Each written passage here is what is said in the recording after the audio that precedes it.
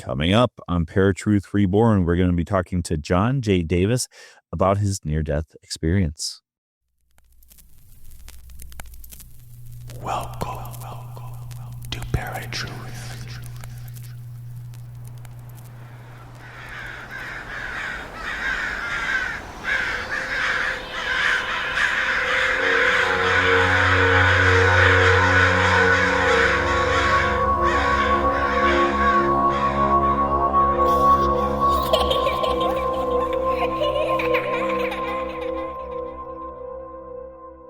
What's going on, ParaTruthers? Welcome to another episode of ParaTruth Reborn. My name is Justin. And I'm Erik.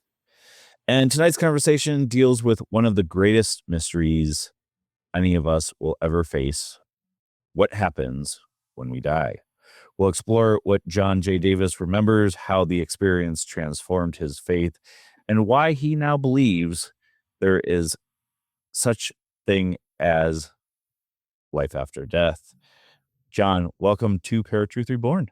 Hey guys, it's so great to be here. Thank you so much for inviting me. I love your introduction. That's fantastic. Thank you. Really cool. Well, before we get into the nitty-gritty of all of it, give us a little bit of background, like your childhood, your family upbringing in San Jose. Sure, yeah. Mike, the whole story started back in 1987. And what happened back then is I was raised Catholic. My dad was very Catholic with his upbringing, and he would sometimes take my sister and me to church, sometimes 2 or 3 times a week, and then also on Sundays. So that's how I was raised to believe in Catholicism. And part of their theology is they don't talk about what is like in heaven or the other side or the afterlife. I was raised to never really know what happens when we die. And it was something that I was always terrified of. And I remember when I was 11 years old, my great grandmother passed. And this was back in the early 70s. And they would walk people up past the casket to say your final goodbyes.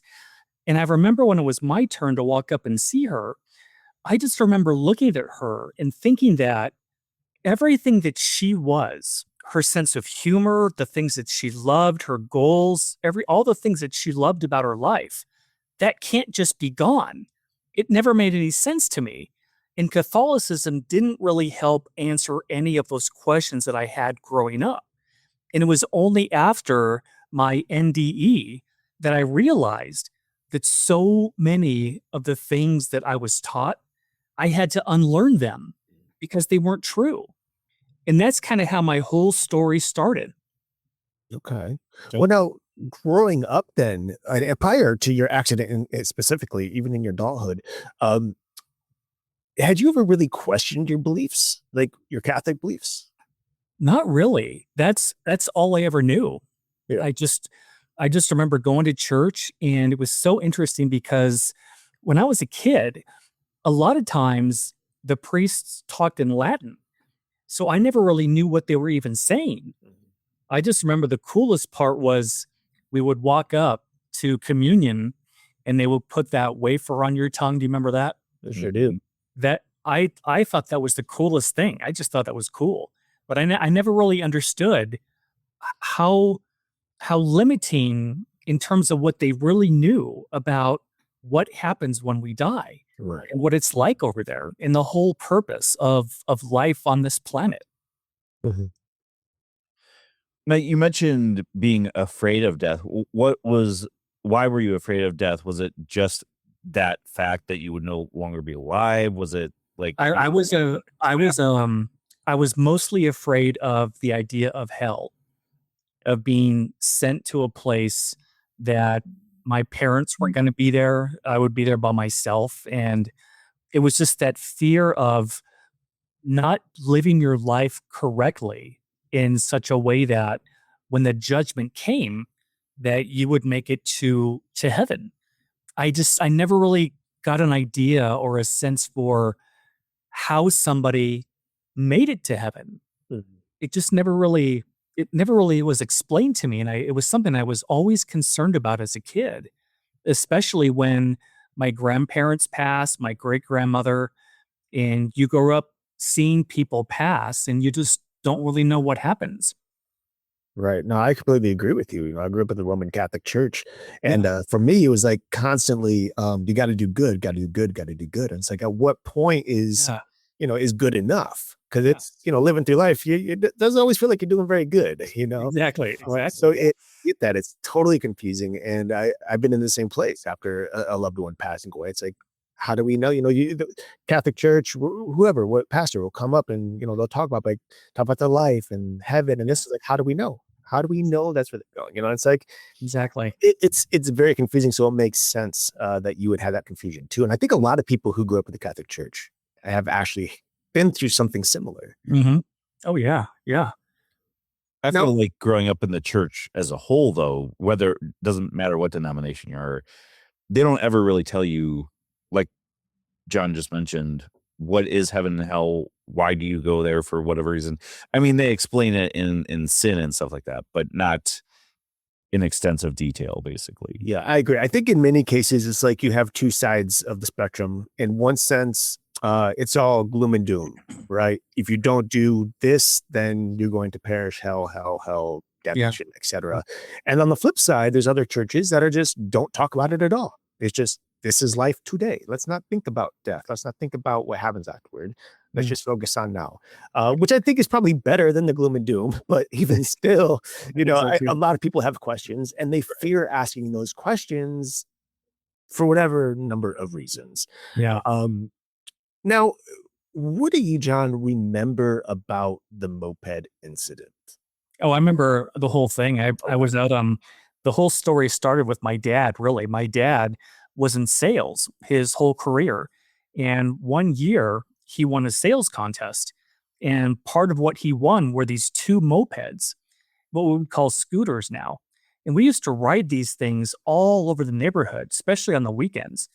Well, I was out riding one time, and I had an accident, and I slammed into a tree, and the way that I landed, I tore the tendons off my right hand, and I Oof. needed to go in for surgery to have them reattached. Well, when all of this happened, I was only 21 and I had never had surgery before. I don't think I'd ever even spent much time in a hospital. So the day of the surgery, my mom drives me down to the hospital or the clinic, and that's how the whole thing started. It started with the accident, with tearing the tendons off my hand. Hmm. So, I mean, obviously, pretty severe injury, but not anything life threatening per se. Yeah, yeah. Um, Going into surgery, did anything feel unusual or different to you or weird, like when they were doing the anesthesia, anything like that? Well, what happened is I had some kind of, I guess it was explained to me that it was some kind of an allergic reaction that they wheeled me into the room, the operating room. I just remember it being white with stainless steel, and there was like 3 or 4 people in this room. And when they started to prep me, I could feel the anesthesia. I could feel it going through my arm. And as soon as it got to my heart, I just I was it. I was gone. Oh, wow. And the very next second, I opened my eyes, and that's when this whole journey took place. Should I just start at the beginning and tell you kind of how it went? Sure. Okay. So here's what happened.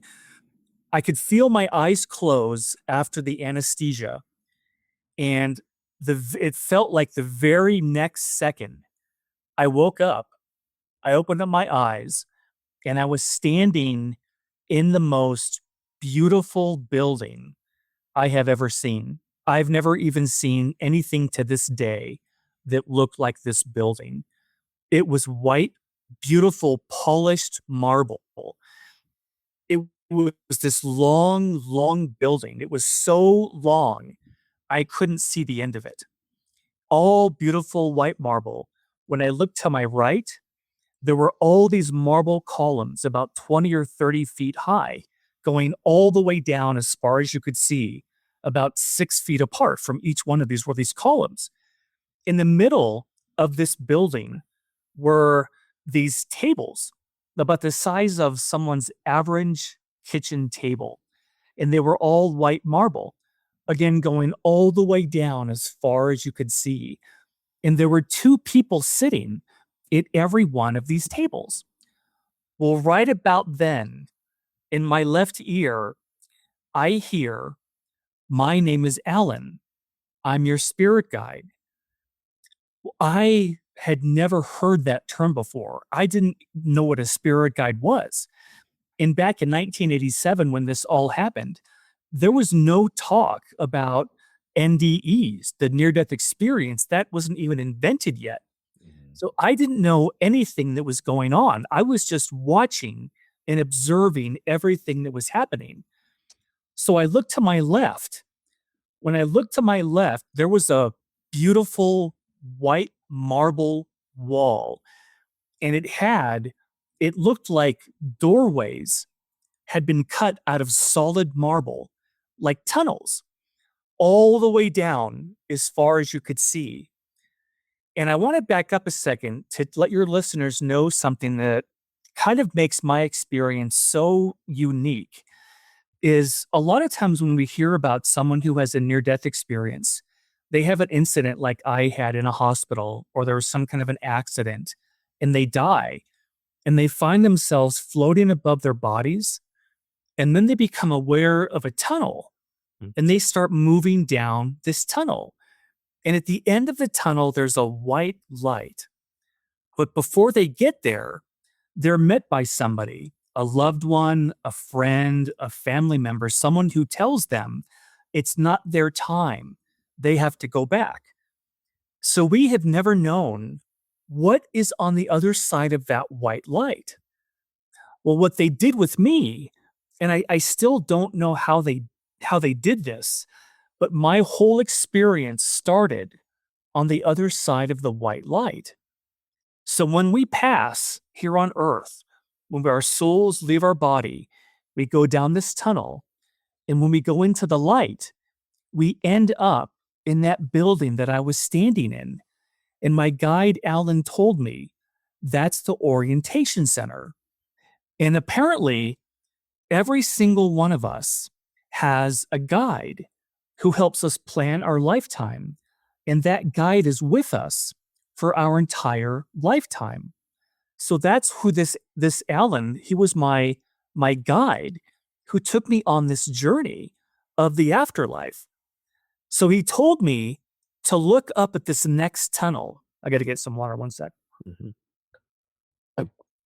So he tells me to look at this tunnel, and I look up, and there's a man coming through this tunnel. He was an elderly gentleman, probably in his 90s. He lived a long life. He had just passed, and he was doing this. He had his hand over his chest like he had pain. And my guide, Alan, said, he just passed from a heart attack. So remember the 2 people that I told you were sitting at every one of those tables? Alan told me, he said, they are called orientation counselors. And what they do is they welcome people back from a lifetime when they come back home or to the other side or heaven or the afterlife, whatever you want to call it. That's our home. And the reason that they're there is because almost every single one of us, when we come into a lifetime here on earth, we don't bring our memories with us about the other side or about God or the afterlife or where we're from. And on earth, the number one fear of humanity is the fear of death. People are terrified. They don't know what's going to happen. And so these counselors, they help people remember where they're from.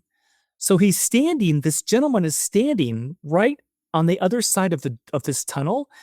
And there was a woman, one of these counselors who was sitting the closest to him. She stood up. She walked over to this gentleman.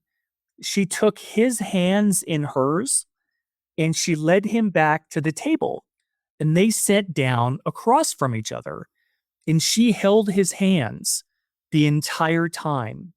Well, then she started talking to him, and I was too far away. I couldn't hear what she was telling this man, but Alan told me, he said, what they're doing is they tell people that they just finished a lifetime on Earth. They just passed from whatever circumstance. This gentleman passed from a heart attack, and that he's back home now. And my guide, Alan, told me, he said, watch him. So I started watching him, and guys, the craziest things started to happen. He began to change from an elderly man into a young man in his 30s, in his early 30s. And Alan told me, he said, that's how we were all created. So apparently, when we're on the other side, all of us are in our early 30s. And I didn't think to ask why. Why is that? Because this whole journey that he took me on, I didn't even know that I had died. I think if I had known that, I would have asked a lot of questions, but I didn't even think to ask that. So he turns into a young man. He stands up. He walks off to the right. He walks between some of these columns, and he walks down 3 steps into what I call were the gardens. I don't know if that's what the other side calls this, but he walked into the most beautiful, perfect gardens you could ever imagine. Beautiful trees, emerald green grass, and flowers. And there were all these people that were there. There must have been 150 or 200 people that were there.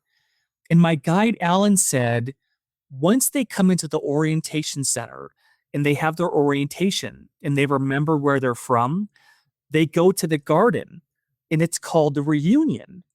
And all the people that were there, this gentleman had known in his lifetime. And all these people had passed before him. His parents, grandparents, family members, friends, everybody that he knew in his life was there to greet him. And it was like a big party. Everybody was applauding. They were hugging this man, telling him what a great job he had done. And Alan said to me, he said, the reunion is a big deal because he said, many, many of us don't want to come to Earth because it is so hard here. Every single one of us, nobody gets off this planet without scars. Everybody has tough times. And he said that on the other side, it is such a big deal for anybody to come to a place like Earth because you really do have to be a warrior. You have to be a fighter to come here. And so all these people were welcoming him home. And every single one of us will have that same experience when our time comes. When our lifetime is finished, we also will go down that tunnel. We'll go into the light, and we end up in the orientation center. And guys, here's the weirdest thing. On those tables where these counselors do the counseling for when people come back from a life, none of those tables had any computers or any papers or files or anything. So I don't understand, how did that lady know who was coming through? But she knew. She knew who he was, and he knew when he was coming through that tunnel. And something else that I didn't understand is somebody had to tell all those people that this gentleman is coming through. Because you know what I learned that was so fascinating is on the other side, nobody just stands around all day. They're actually really busy. On the other side, people go to lectures, they take classes, they go to music festivals, they go hiking, they play sports, they read, they study, they paint. People have their lives over there. And so I don't understand who tells these people when someone's coming through. the only thing that I can think of is it's some kind of a God thing. Mm. God knows when everybody's coming through and when and how they pass, because somebody tells all these orientation counselors who's coming through. So what happened is Alan took me to all these different places on the other side. And what he did is he showed me the outside of these different places first, and then he took me to the inside. So after I watched this man have this reunion with everybody that he knew, he took me to a building that was so gigantic. There is nothing here on earth that is that large. It was this rectangle building. It was all white marble, huge rectangle, gigantic building. And all along the outside of the perimeter were these tall white marble columns. It was just a beautiful building. So he takes me to the inside and we walk into what looked like a round room, this large round room, like a round theater. And above me, all in a circle, were all these movie screens, just like what it looked like if you were to go to see a movie, but it was round, a perfectly round room. And Alan said to me, "This is the life review." Then all of a sudden, every one of those movie screens lit up like a movie was playing, but it was me. They were movies about me during my lifetime. One screen had me as a little infant. Another screen was showing me as a toddler. Another screen showed me on my first day of kindergarten. And everybody has a life review.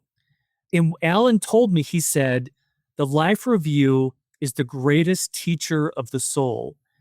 Because what happens is when all of us have our life review, when we get back, you can actually feel how your actions affected other people. And one of the screens I looked at was playing like a movie of me when I was in second or third grade. We were out at recess, and there was a kid in our class. I think his name was Toby, and he had something wrong with his legs. He couldn't walk without crutches. He had either Parkinson's or MS. He had something. Well, we were out playing, and he fell in the playground.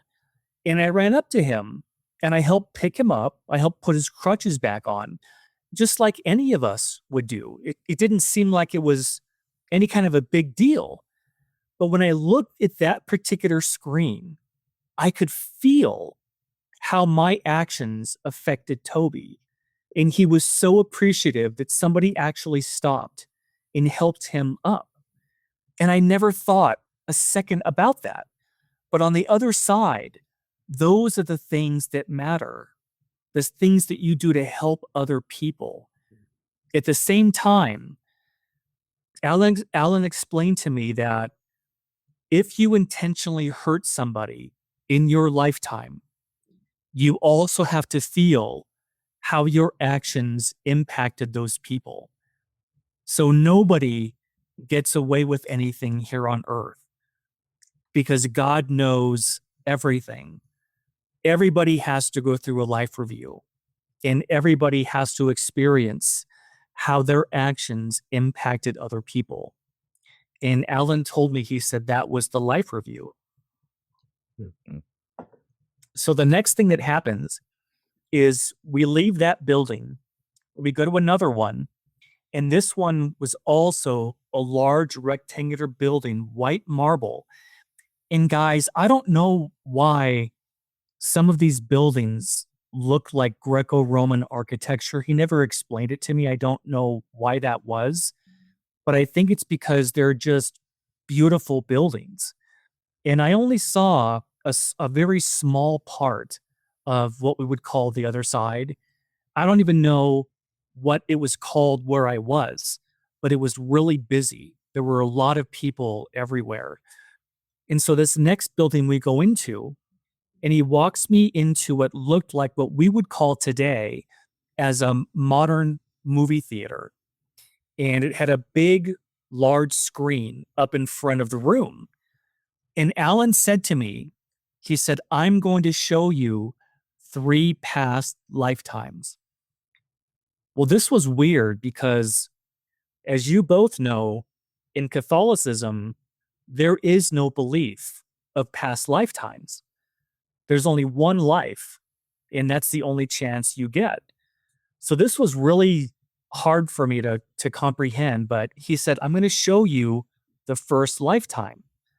And all the lights go off in this theater, and the screen lights up like a movie is playing. But the movie was about me. And I didn't look like myself like I look now, but I was an elderly gentleman. I had a shaved head, and I was wearing a red gown, and I was in a monastery.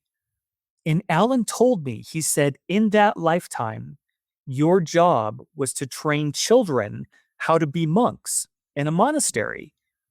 And he said that lifetime occurred somewhere in Southeast Asia. And then that movie went off. And he said, I'm going to show you a second lifetime. So the movie screen lights up, and it's me again. I don't look like I do now, but I just knew, okay, this was me. And I had a wooden wheelbarrow that I was pushing down a cobblestone street. And I had all of these shoes stacked inside this wheelbarrow. And Alan told me, he said, in that lifetime, you fixed people's shoes. And once they were fixed, you would push them back to their homes in this wheelbarrow. And he said that lifetime took place somewhere in Eastern Europe. And then that screen disappeared, because I'm going to show you a third lifetime.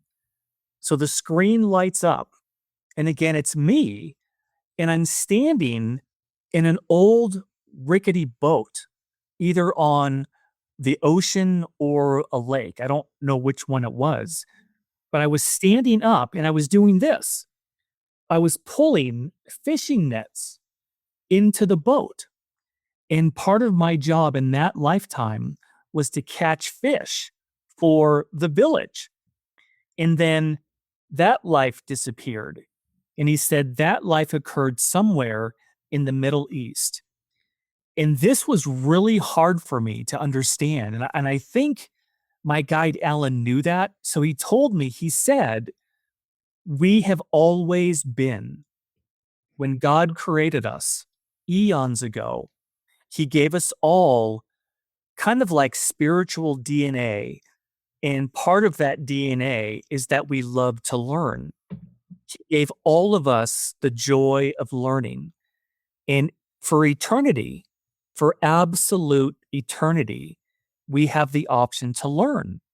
And so God set up this plan that you can come into a lifetime on a planet to learn and to grow and to experience. And what makes that unique is on the other side, when we're over there, that's where we spend most of our existence, is actually on the other side. Because we don't come into a lifetime, life after life after life. We just come in here to a place like Earth when we want to learn something that we can't when we're on the other side. And after I had my NDE, I could not understand, why would anybody ever leave a place like that and come to a place like Earth? Because on the other side, there's no wars, there's no hunger, there's no disease, there's no poverty, there's no death, there's no aging. It's absolutely beautiful and perfect. It's a place that God created for all of us for eternity. And that's our home. Earth was never meant to be home. We're just meant to be here temporarily. And then when we finish our lifetimes, we go back home again. Well, he shows me that we can come into as many lifetimes as we want to. Some people come in to have a lot of lives, other people not so much. It just depends how much you want to learn and to grow. And nobody Nobody forces us to come into a lifetime. It's up to each and every individual soul when they want to do that or not. Mm. So that's what I called the past life building. I don't know if that's what they call it, but that's just what I called it. Yeah. Mm. So the next place he takes me to, this one was different. This building was, again, it was absolutely huge, but it was round. It was a perfectly round, beautiful white marble building. And it had a big dome on top, this big dome on top of this building. And all these marble columns all were in a circle. And he said to me, Alan said to me, this is where we go when we plan a lifetime. And I wish I would have asked him why, but because I don't know why we go to this building, but that's apparently where we go. So we walk in, and he walks me up to this marble table. And there was one thing sitting on this table, and it was a scroll. And it looked like, have you guys ever seen like Egyptian papyrus kind of paper? Mm. It looked like that. It was rolled up, and there was a blue ribbon around this scroll. So I picked it up, and I took the ribbon off, and I did this. I laid it out on the table. And the first thing that I noticed is it looked like black calligraphy kind of writing. And I don't know if you remember this, but when I was in elementary school, they had a class where we actually got to take the pen, dip it in the ink, and start writing calligraphy. Yep. That's kind of what this looked like. And Alan told me, he said, nobody's life here on earth is an accident. All of our lives we plan for. And he said that on these scrolls, we all write down the major events of our lifetime. Like, what country are we going to be born into? What language are we going to learn?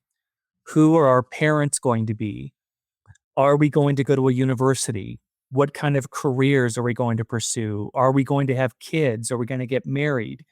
All of these things go into a life. And you know what it felt like? It felt like what a lot of us do at the end of every year. We write out New Year's resolutions. I want to stop smoking. I want to lose 30 pounds. I want to eat healthy. And that's kind of like what we do when we plan a lifetime. So I looked down, and I was going to try to read my chart, and it did this. It folded up, and I wasn't able to read it. And I think the reason was because if I had known some of the things I had planned for myself, challenges or things I was going to go through, I may have done something to mess up that lesson. Alter it. Yeah. Yeah, exactly. Alter something. So I looked over to my right, and there was this huge, gigantic wall that was full of all these scrolls. And Alan told me, he said, back in 1987, when this was happening, everybody on Earth also has a corresponding scroll on this wall.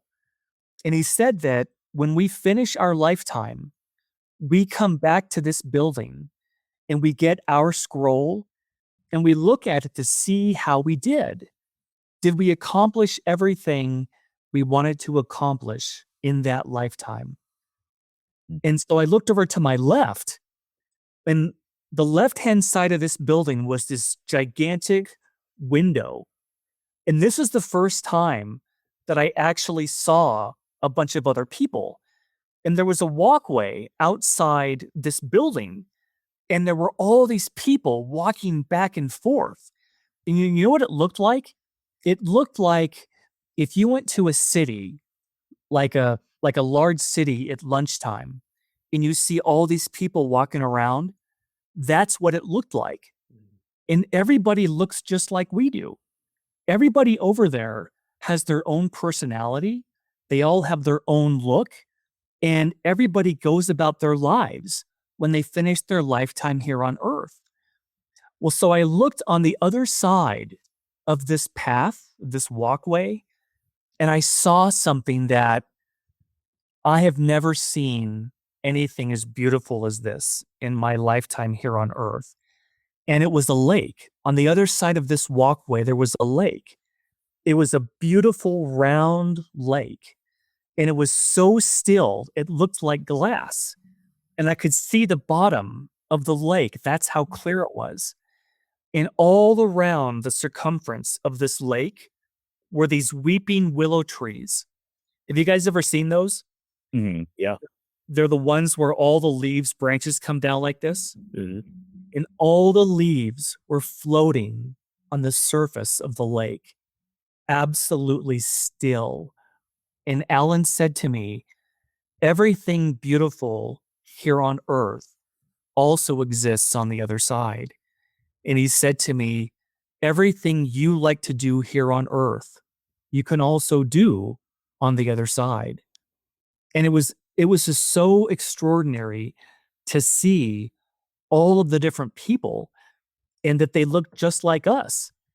So before we leave the building with the dome on it, he takes me to another area that looked like a library. It was huge. I mean, a gigantic, huge library. But all the books looked the same. Do you remember when you were a kid? Did you ever see Encyclopedia Britannicas? Yep, of course. That's what these books looked like. They were all purple, kind of maroon color. He walks me up to these books, and I could see that every single book had gold lettering on it. But the lettering didn't go horizontally. The lettering went vertically, up and down. So he walks me up to this one book, and he has me look at it, and it said Nina, Nina. I had never heard that name before. But Alan said to me, Nina is your soulmate. Well, again, back in 1987, I had never heard that term before. I had no idea what that even was. And he said to me that when God created all of us, he created all of us with a soulmate. We have a soulmate, and we are also someone else's soulmate. It's the person that we have in our lives for all of eternity. And we all have one. In these books, these Encyclopedia Britannica books in this library, they contain everything about that soul. They contain all the gifts that soul was given, because God created all of us with different gifts. Some people like math, some people like history, some people like architecture. I mean, we all have different gifts. And these books explain all the gifts that we were given. The books also explain everything that soul has learned in their lifetimes. And that was extraordinary because I didn't even know we had soulmates, but we do. We all have soulmates. And I wish that I would have asked Alan, does a soulmate come into a lifetime with us? Because so many people ask me, I never found my soulmate. What's wrong with me? And I think that the soulmate can come into a lifetime with us. I just don't know how often that they do. Because the whole reason for coming to a place like Earth is to learn and experience things that we can't when we're on the other side. And when you come into a lifetime here, one of the ways that we learn the most is through relationships. And if we had our perfect mate with us in our life, we might not learn anything. But the one thing I want to tell your audience that I learned is that it doesn't matter if you never found your perfect mate in this lifetime. It doesn't matter if you didn't get married. It doesn't matter if you didn't have kids. Not everybody comes into a lifetime to experience that. People come here for all kinds of different reasons. And there are probably as many reasons to come here as there are people on the planet. Some people come in to work on a particular skill. Other people come here to work in a particular profession. So everybody has a different reason for being here. And that's what I call the building with a big dome on top. Yeah. Okay, here's my absolute favorite part of my NDE. So we leave that building and he takes me to a building that didn't look anything like any of the others looked. This building looked like a stadium. It looked like a stadium where you would go to watch a football game or a soccer game at just a big stadium. And it looked like stainless steel. It didn't have any of the marble stuff. It looked like a modern stainless steel building. So Alan takes me to the inside. And the first thing I notice is all the lights are on. This place is super bright. And there were all of these empty seats, thousands of empty seats in this building. And Alan told me, he said, this is a planetarium. And the only reason I knew what that meant was because when I was a kid, we went on a field trip to a planetarium. And it's one of those places where you can sit down to look up at the ceiling and they show all the stars and things like that. That's where I was. Well, there was a gentleman that was behind me. And I don't know why I never turned around to see him. But apparently on the other side, we all love to do different things. And we pursue the things that we love. And it's not because we have to make money like here on Earth, everyone has to pay bills. That doesn't exist on the other side. You pursue things that you absolutely love to do. And those two counselors at every one of those tables in the orientation center in the very beginning of my story, they love to do that kind of work. Well, the gentleman that was behind me in the planetarium, he knew everything about the universe. Stars, planets, galaxies, everything. And he said to me, let's begin. And all of a sudden, all the lights went off and it was pitch black inside this building. And he said to me, he said, when you look at the stars, this is what you see. And what he meant by that was everybody back in 1987, when they go outside at night and they look up at the stars, this is what they know to be there. And all of a sudden, our sun showed up. Then all the planets in our solar system, Mercury, Venus, Earth, Mars, Jupiter, Saturn, Uranus, Neptune, all the planets in our solar system. And then it disappeared. And then he said, when we look at the stars, this is what we see. And he meant all the people who are on the other side at their level of development. This is what they see when they look at the stars. And all of a sudden, planet after planet after planet started showing up. First, there were dozens, then there were hundreds, then thousands and millions and billions of other planets. And he said, there is far more life in the universe than you can possibly imagine. And I think there were two reasons why my guide Alan took me here. Was he wanted me to tell people that Earth is not the only inhabited planet. There are virtually unlimited other worlds. And I think the second reason he showed me this was that Earth is not the only planet that we can have lifetimes on. And I want to give you guys in your audience kind of a scale, kind of like to give you a scale of how large this really is. And I grew up watching Star Trek with Captain Kirk, and I always believed that there had to have been other worlds. There have to be other worlds. Earth can't be the only one. Well, now that we have all this data from the Hubble Space Telescope and now the James Webb Space Telescope, astronomers believe that in the Milky Way galaxy, just our galaxy alone, that there are 100 billion planets. And they think that of that 100 billion, that there are between 4 billion and 50 billion Earth-like planets, meaning that they are planets within their habitable zone, just like Earth is to our star. We're not too far away and we're not too close that we can have liquid water on the surface of the planet, which is what's required for life. Well, they think just in the Milky Way, there are between 4 billion and 50 billion of those. If somebody had told me that that makes up the universe, I would have believed it. But they actually believe that there are 2 trillion galaxies in the universe. Can you imagine if every single one of those galaxies has 100 billion planets in it? Right.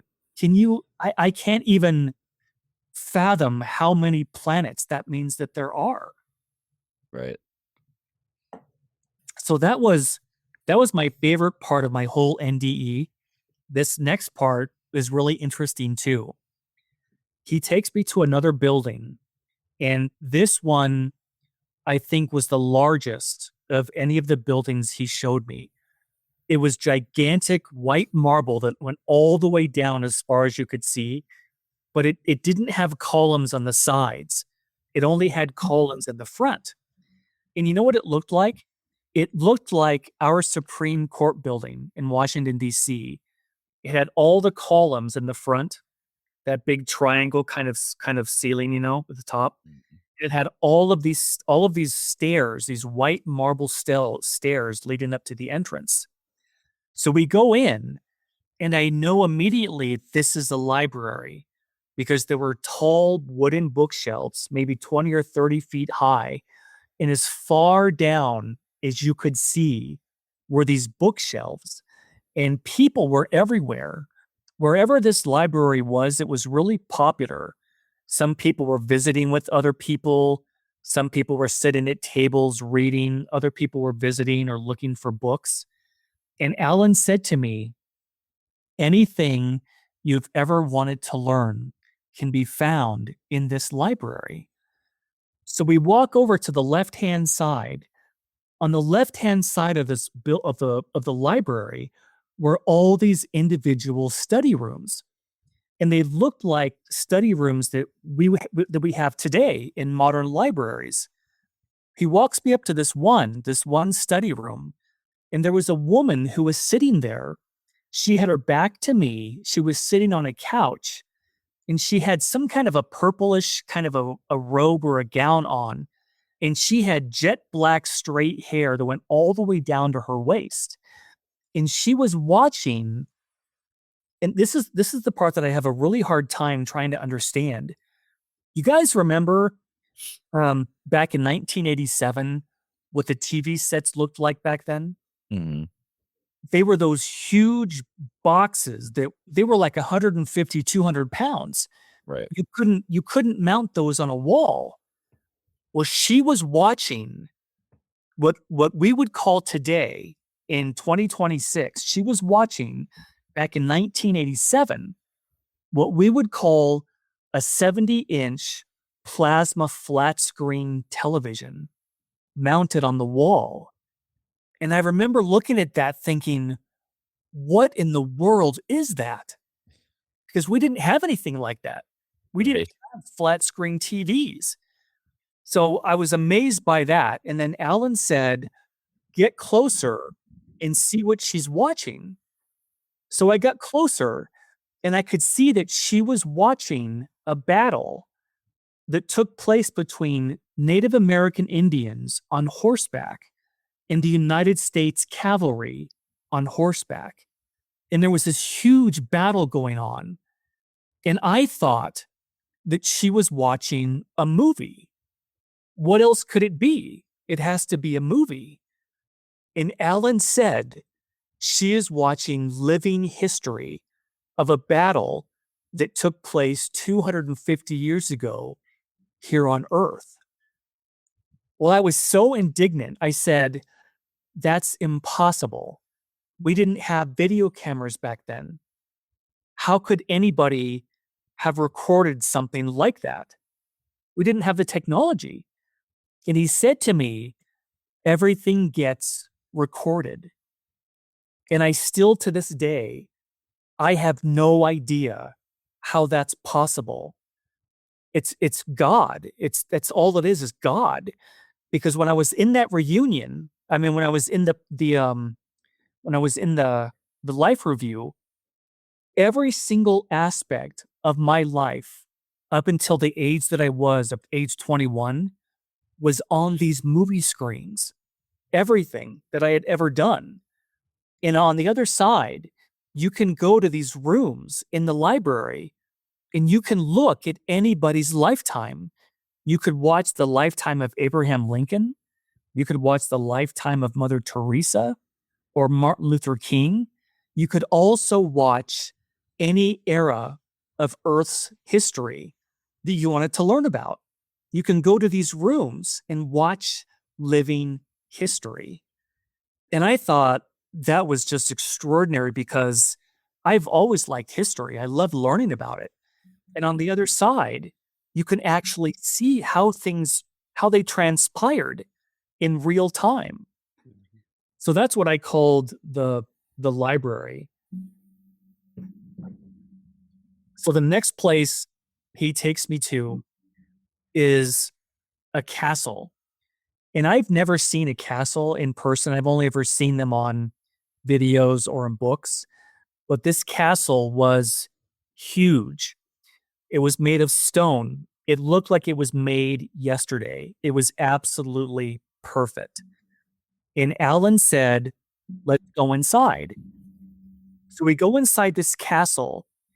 And the first thing I notice is there's red plush carpeting all through the interior. And Alan said they did that on purpose to make you feel like you were royalty.